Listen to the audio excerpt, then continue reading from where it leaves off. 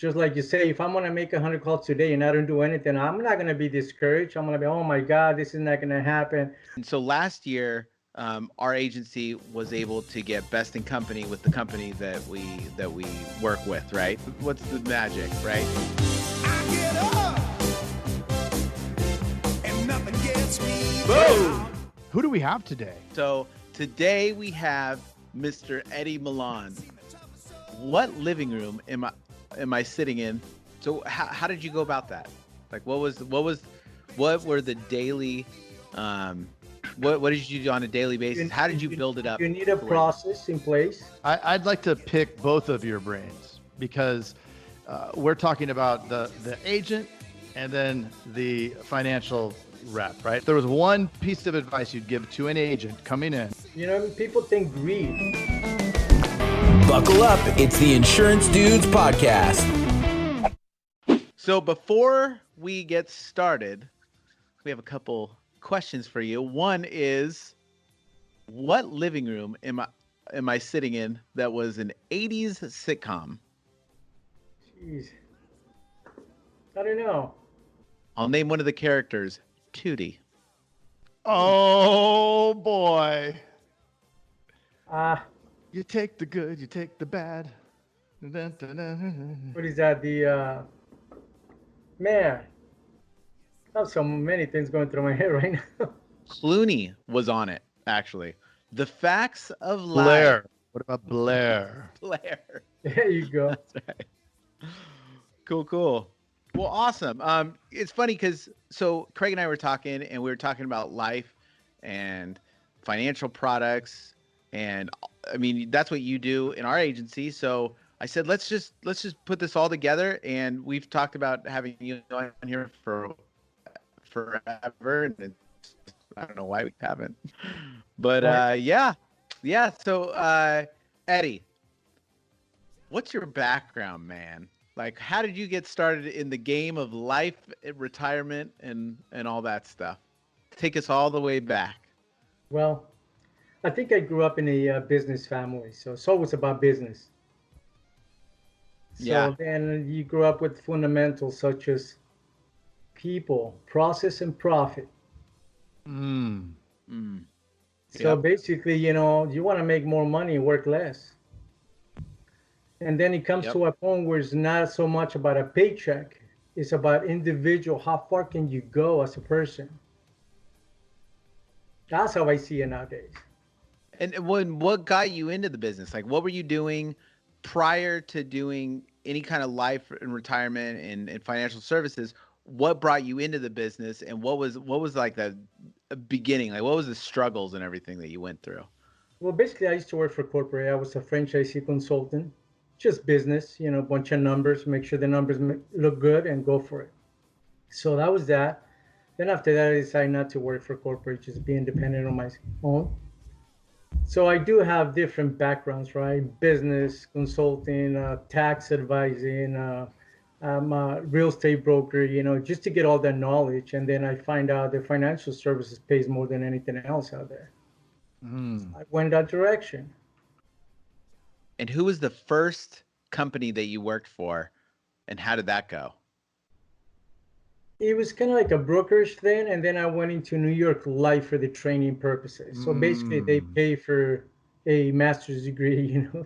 Basically, they pay for all your schooling, the training, and all that. But all I just want just a little bit of a knowledge, and see to explore the financial side, and that was it.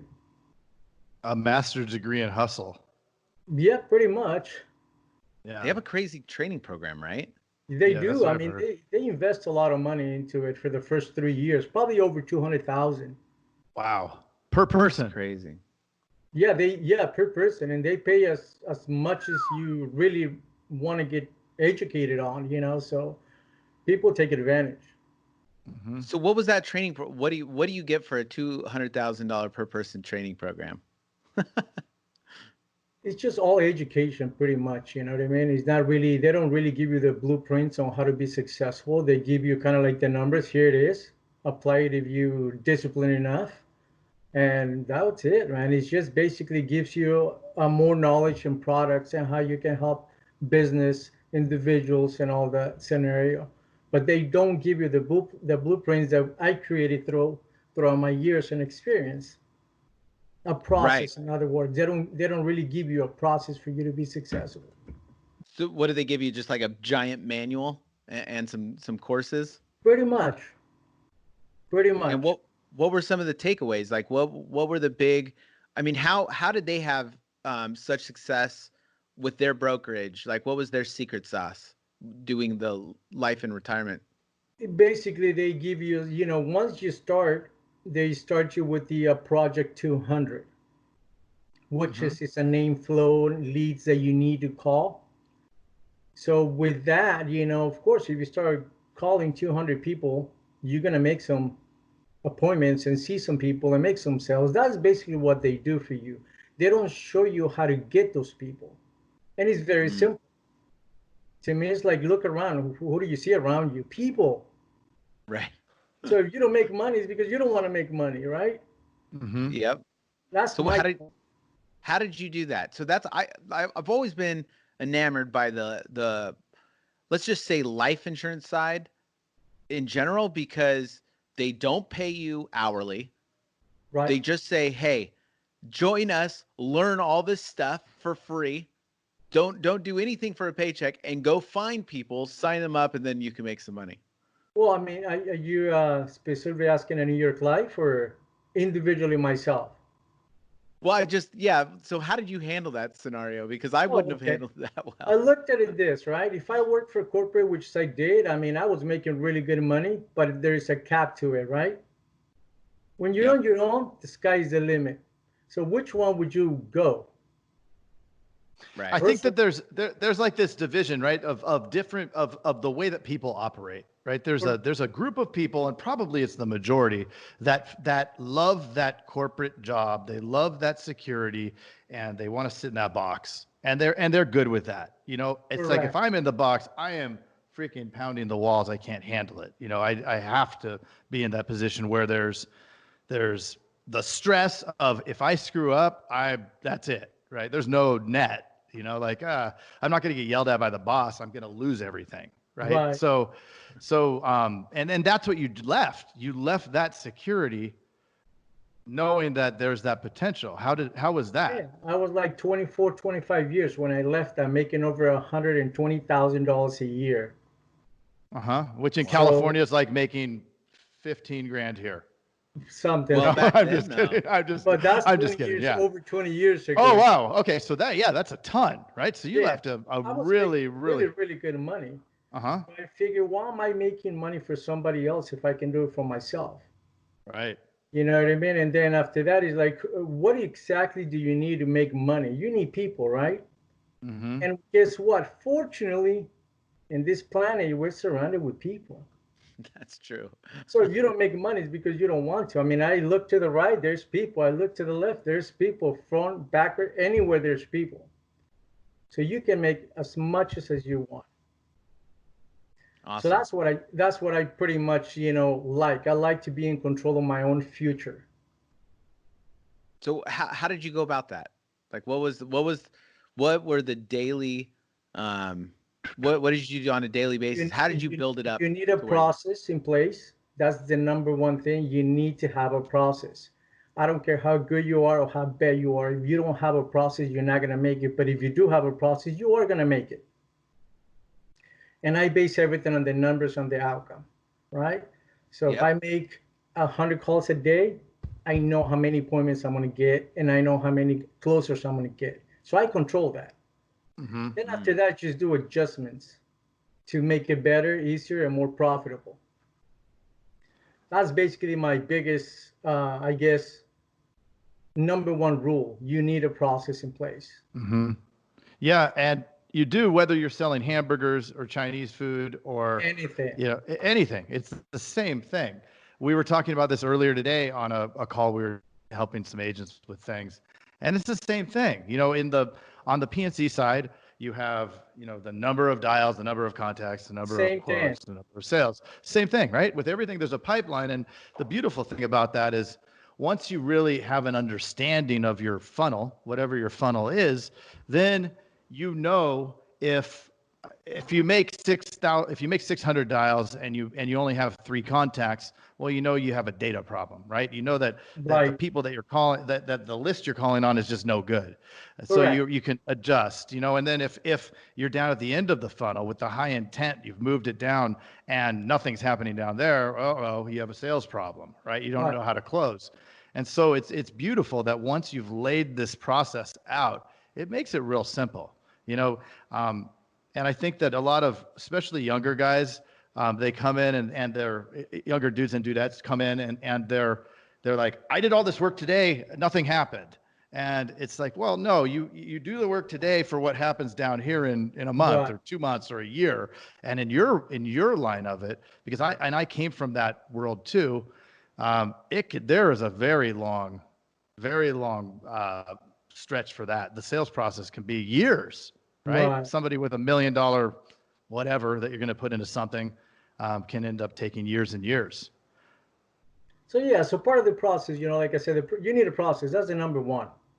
And you can choose what target, what market, what people you're going to deal with. That's it. So, but the bottom line is the process. The second one for me, my second rule is that don't base things on emotions. Just like you say, if I'm going to make 100 calls today and I don't do anything, I'm not going to be discouraged. I'm going to be, oh my God, this is not going to happen. I'm not going to make money. That's basing things on emotions. I don't involve emotions in business and even in my personal life. I make decisions clear-minded based on the numbers. That's it. So emotions are out of the way because tomorrow could be very good and now you're up. And then the following day could be pretty bad and then now you're down. So you can't really base things or results based on emotion. So I always exclude that. Eddie, how do you do that? Have you always been that way, or were you ever emotional? I think I learned that throughout the years based on, I guess everybody stays, it comes from home. So most of my family's been in business and they don't get attached to anything. I mean, throughout my life, I probably moved from countries, cities, and different places so many times that I don't get attached to anything. So that, I think that helped me a little bit, but overall, that's basically what it is all about. You have to think about, if you're in business, you can't get attached to things. If you lose a client, now you're like, oh my God, I lost a client. There's going to be many clients coming over. Stop wasting time on on something that you can't control. Move forward with it. And I guess that's something that it makes me a little different than most people out there. I control my business. I control my revenue. I control the outcome. I control the people that I hire. I pretty much control my whole entire, I guess, surroundings, and business and personal. Yeah, I love that. I believe in that pretty much. You know what I mean? I don't let things get to you, because then once they get to you, you start becoming emotional, and then you start thinking negative, and then you're wasting time. The reality is that you're just wasting your time. Why focus on that? Focus on the next client. I mean, I have so many scenarios where I have clients that sign the paperwork, $1 million investments, and they change their mind.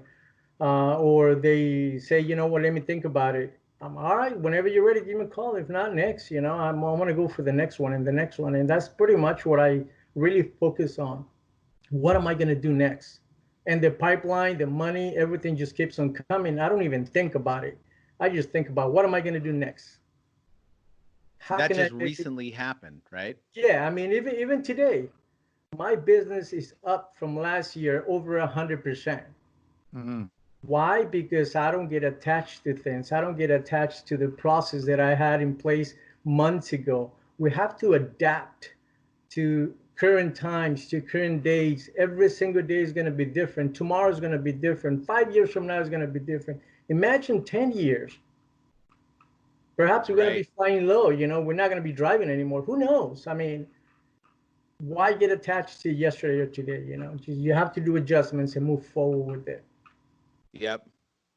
Well, So I'm a Dodgers fan, so I have to be attached to yesterday. Perhaps. It was a long time. It was the 80s, a long time ago. But you allow that, so that's okay. As long as you're controlling that, so you allow that. That's fine. Sure.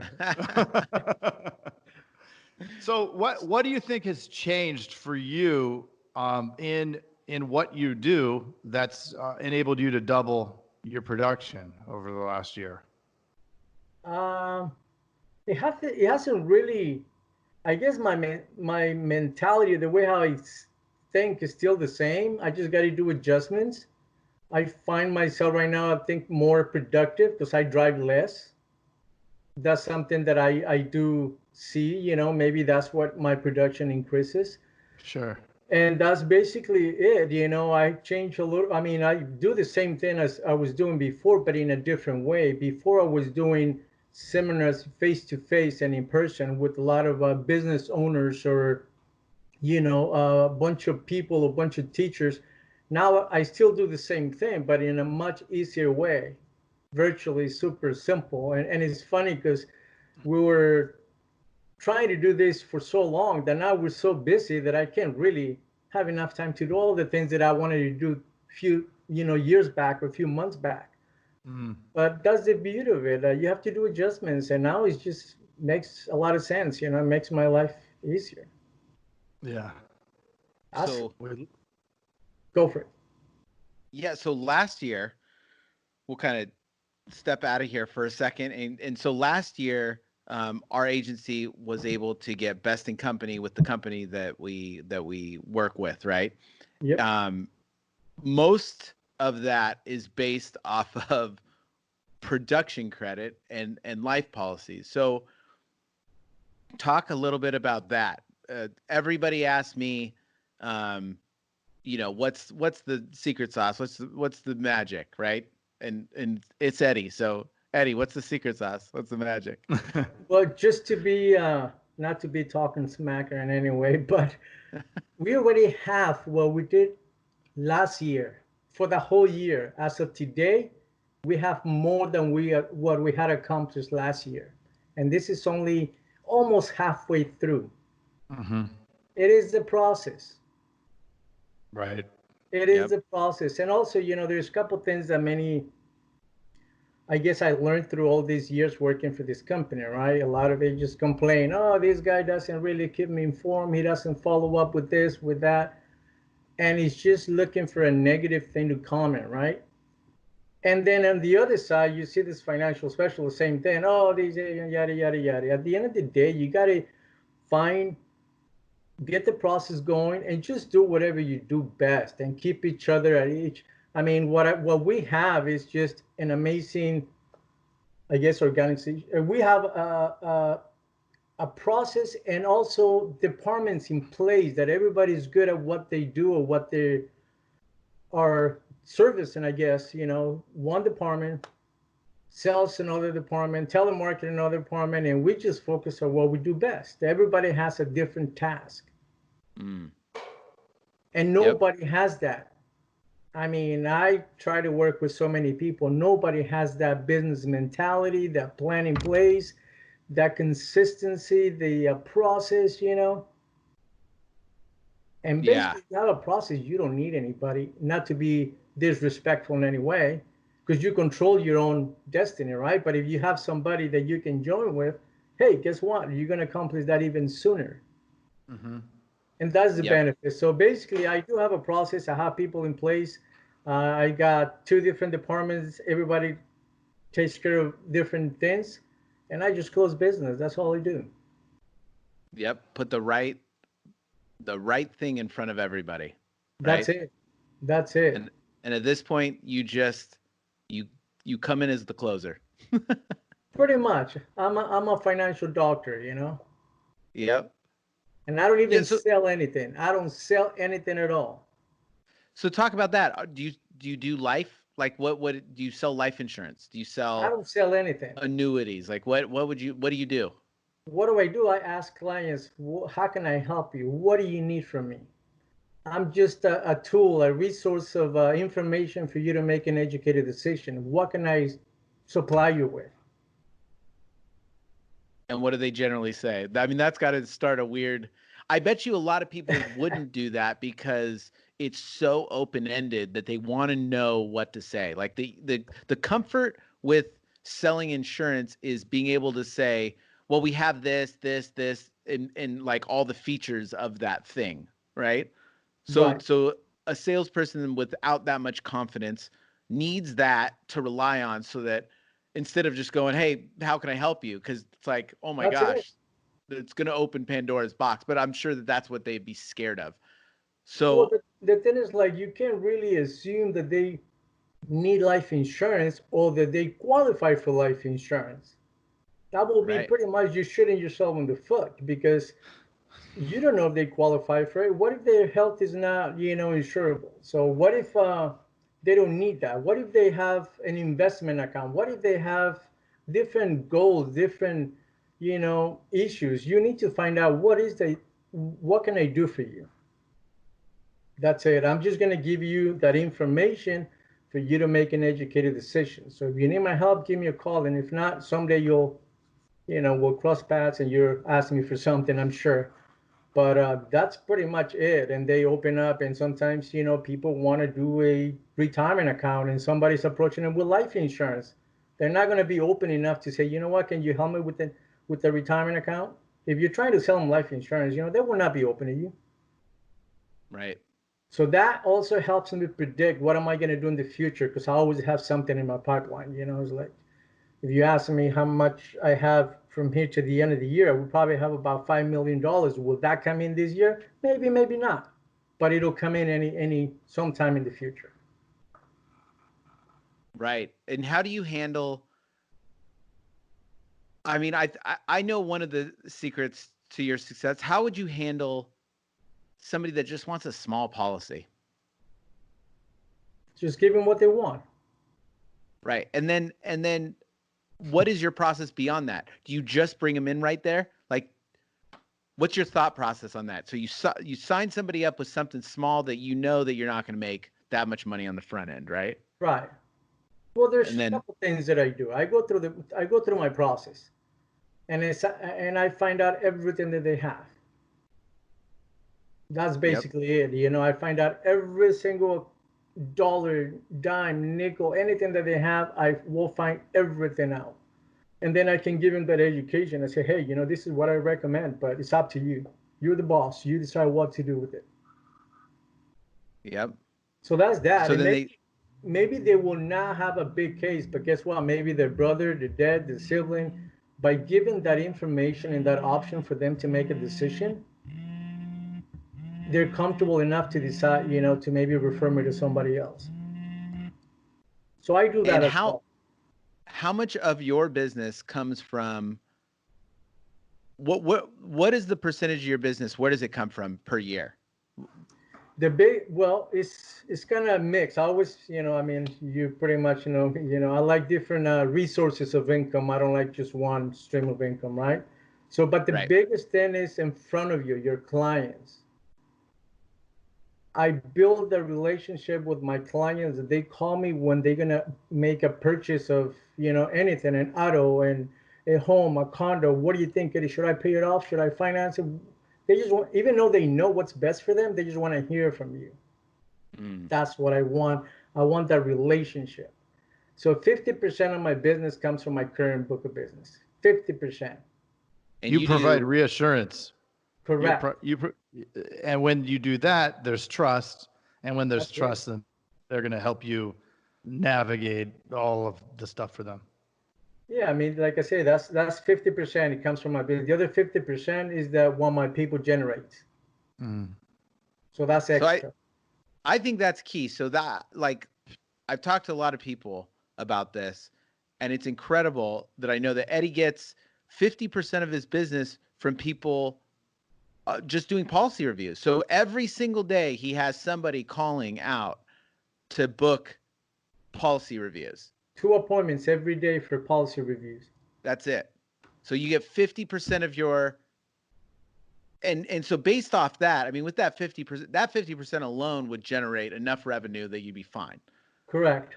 So everything else is gravy. So you have Correct. an internal process that generates you enough to totally live on, but you're using the new business as supplemental, kind of, right? Correct.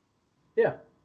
And I think that is one of the things that I have not seen with a lot of life and retirement specialists. It seems like for some reason, it's like we sign on that side of it. I see people signing somebody up, and then that's it. That's And it. 15 years later, Yeah, they don't talk to this person at all anymore. It's almost like they're scared to talk to him. Right, and that's my point. I always put myself as a financial doctor, right? Because you have a family doctor. How many times do you see the doctor throughout the years or Right. within a year? Maybe twice, maybe three times, maybe four times. So why can you be that person?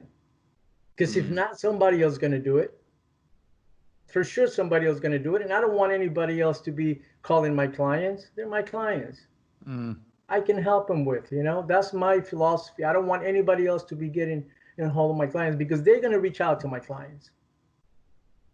So that's a key point, right? And then, I mean, as just to give you an idea, I mean, look at our agency, just 2 reviews. This month is going to be somewhere about, well, so far we're at $14,000 in production credit for this month. Last month we did 24,000. So right now we're at 14,000, and there's like maybe another 14 to 15,000 pending that could be issued this month. That's from current clients. So my biggest business comes from current clients.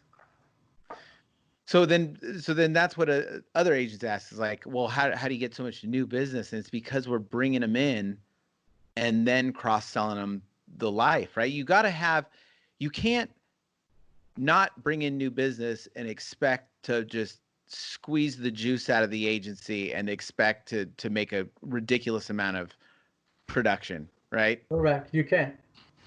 I mean, we need to grow. I mean, every new client that comes in, they don't know us yet. You know what I mean? They're happy with the service, with whatever we provided with, whatever insurance needs. But then after that, we get a small case or whatever case may be, that's going to start building that relationship for the future. So I measure that as well. If you write up a client today, that means they trust you. You did a good job explaining the benefits. And if they feel good about it, they're going to be more about 75% that they will move forward with any product, a life or anything else. But then in the future, they're going to be clients that we're going to be reaching out to them once, twice a year. And that's going to build that base. Once we have the base, it's pretty much like I mentioned before. If I don't work, I still make pretty good money, to survive. Yeah. But why stop? I'd like to pick both of your brains because we're talking about the agent and then the financial rep, right? And there's a partnership here. So Jason, you sell, probably some of the most, you provide some of the most PNC for California, like one of the biggest new item producers in California, I would say. I mean, it's probably pretty safe assumption. Right. There's some monsters, but for a newer agent, you're crushing it. And so let's say 200 new households come in a month, right? Right. It's something around there. Now you close them your producers close them. Then what happens? Do they tee it up? Do they say, hey, congratulations, blah, blah, blah. You're going to start in 2 days. One of Eddie's team is going to call you. Who is Eddie? Or how does that work? What does that look like? Because I think, we keep talking about process, but let's map it out so somebody can actually do this thing with their guy. Well, once on that closing call, so most of the stuff that we lead with is auto because that's the one thing that, we can sell in California. So we bring them in with the auto, we cross-sell them at least mention, home, a lot more renters in California, to be honest. And then on that closing call, we try to get everyone to mention life and retirement. It's part of one of the benefits. You qualify for this, right? You qualify that you can actually get some financial advice and just sit down with Eddie and he can really help you out with all this stuff. So we try to get them to mention that on the call every single close. Okay. That's the goal. And they don't talk about product. They just tee it up a little bit. Do they set an appointment or do they just say, hey, this is Eddie's somebody we work with, he's going to reach out? How do they manage that expectation? I think they do. If they're able to, to set an appointment, they will, of course. Gotcha. We're not going to neglect that. I mean, that's just part of it, but they're really good at selling auto. So that's their main thing. Of course, and the goal is to introduce other benefits that they do qualify for once they sign up with the auto side. Gotcha. But if they don't, that's okay. My guy will call, and he just calls, say, hey, just want to say thank you for, trusting us with your auto insurance needs. I just want to make sure that you're aware that you do qualify for an extra benefit that no other carrier provides. And then he pauses. And they might say, well, what is it? Well, if you ever are in the need or want to learn how your 401k works, your life insurance, any investment, anything at all, you do have that resource here. Utilize this, take advantage of it. It's a tool that you have, kind of type of thing. Give us a call. And then that's it. He doesn't talk about products at all, period. I said, stop talking about products. We don't sell anything. But then at that point, he might say, hey, you know what? I've been thinking about life insurance. Well, great. Let me set you up. And that's the process. And we'll make sure that we reinforce that appointment. Okay. Now I'm curious from a numbers perspective. So 200 households close in a month. Then of the 200, how many do you say the producers remember to bring it up? Half? All of them? I think they probably, I think they do remember. Now, will they say it or mention it the right way? We don't know. Sure. But yeah, they do, But at the end of the day, when my guy calls, So, go ahead. Okay. I'm sorry. So that's the next step is your guy calling. They tee it up, hopefully, so that when they get the call, that they expected that call. Now, your guy calls all of them. All of them. Yep. All of them. All of them. And how many times does he call all of them? Many times. Until he gets a hold of them, right? Pretty much. We don't stop. We just keep on going. Unless the client does not qualify, based on income, health, or whatever the case may be. But we just call. We call. Cool. We never stop calling. So it's similar. Your side of it is similar to it's the same PNC thing. Side of it. Same thing. It's the same thing. Same process. Okay. Yeah. So we bring them in. The funnel is so simple. Bring them in with the auto, mention life, try to book the appointment. Chances are it's not going to happen. I noticed that, let's be honest with LSPs and stuff, they're they're most effective when they're really focused on one thing. So they try to focus on that one thing, try to remember all the other stuff too, but it just doesn't work. It's hard. All that well. Yeah. It's hard.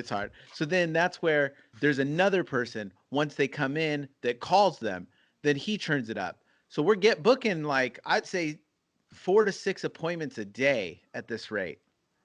4.5 average a day. Is that for you, Eddie, or for one of your team?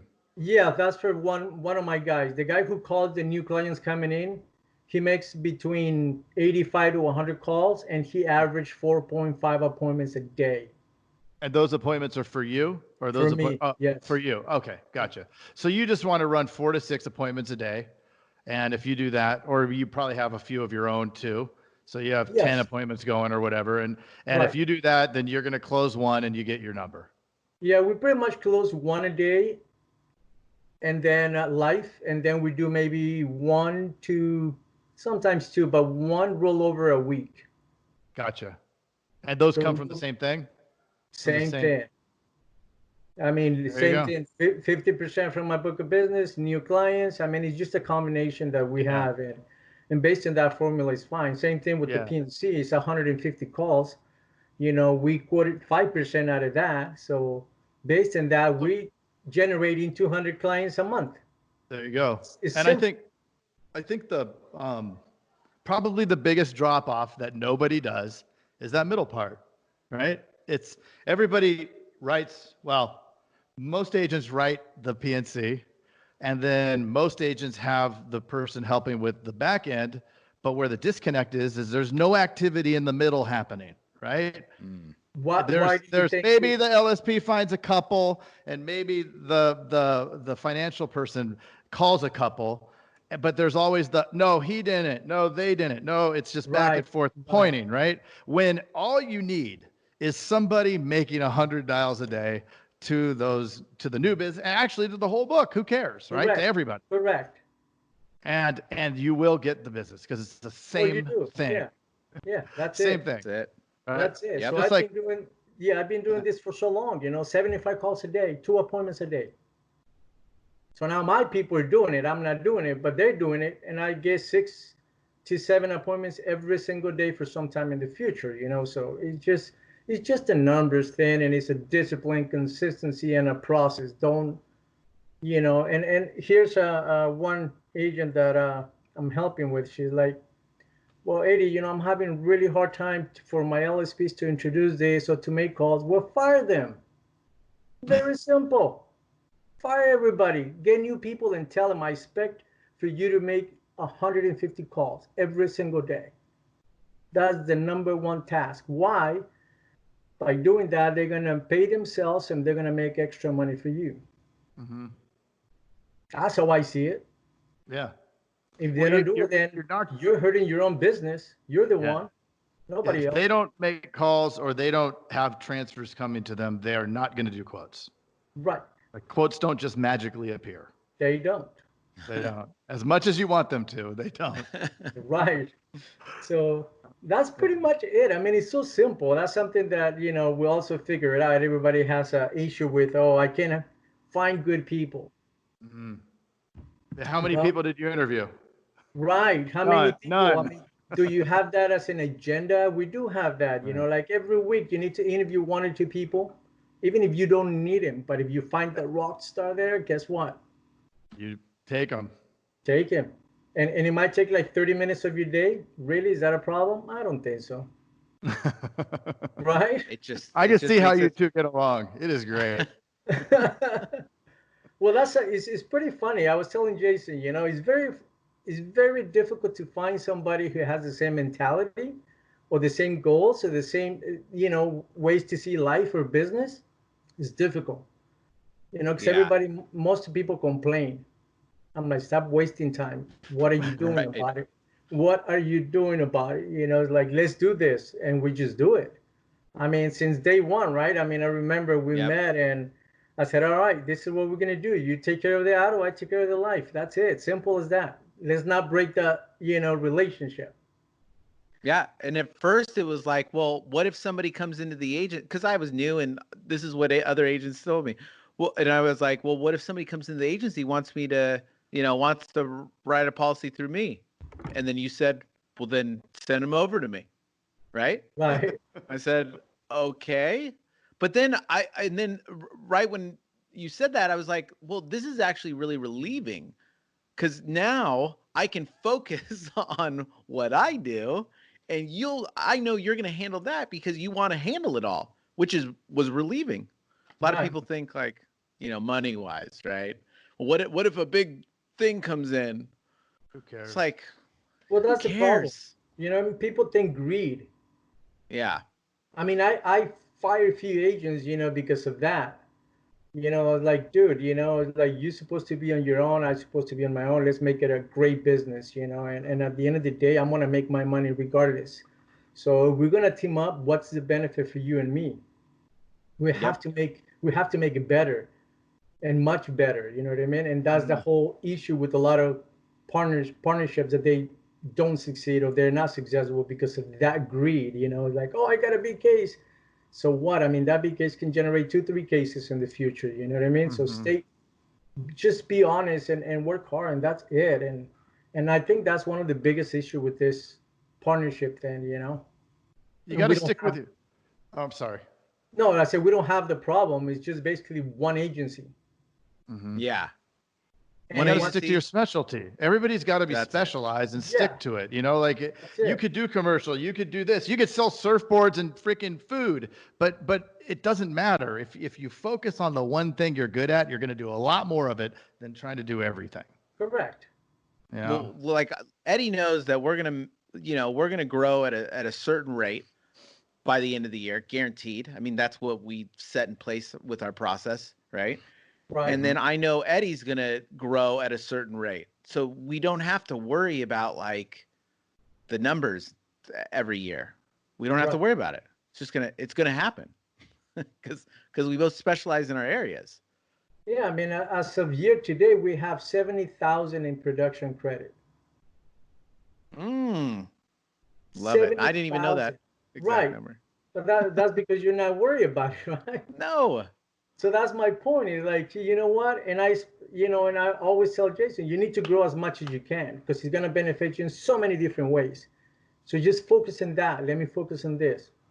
Yep. So we're at 70,000. If by the end, if we keep on going this rate, which is I don't think why wouldn't it should be even more, we're going to end up somewhere about, between 100 and 150,000 in PC for the year.